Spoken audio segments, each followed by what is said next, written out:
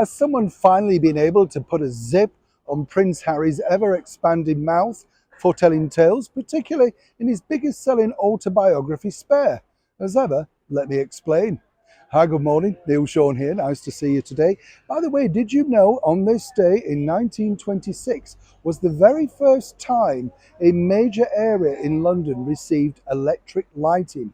It is one of the most famous places in the world, isn't it? Not the same today, of course, because it's all LED lighting, LED lighting. I never knew that was. Did you? I had no idea. Now, I preferred it the old-fashioned way when Piccadilly Circus shone brightly around the world, and when you went past it on a bus or if you were lucky enough in a cab, you really felt you were in the very heart of somewhere special.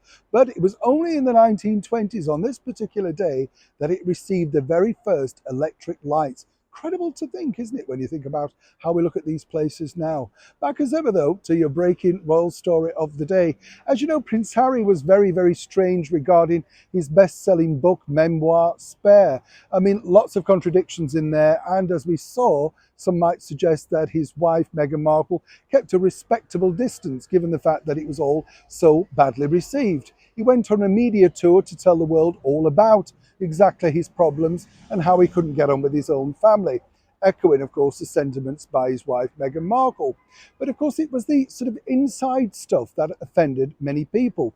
And one who was truly offended, according to a very good source, is his former flame and paramour, that is Chelsea Davy. Now, not only did Chelsea have the indignation of being mentioned in the book, but then Harry went on to detail their life together in great detail on his very first court case over here in London. And when you think about it, she did feature predominantly quite a lot. If I'd have been Meghan Markle sat at home, no doubt feeding the chickens or indeed flicking through the bench, I might have been a little bit concerned. Seemingly she wasn't. But now I can tell you that Chelsea, even though the whole story of the update is not necessarily finished yet, Harry was going to be including certain elements of that particular court case and how he felt and how he dealt with things, etc., as ever, allegedly. And as I've just mentioned, that did feature Chelsea predominantly. It won't now.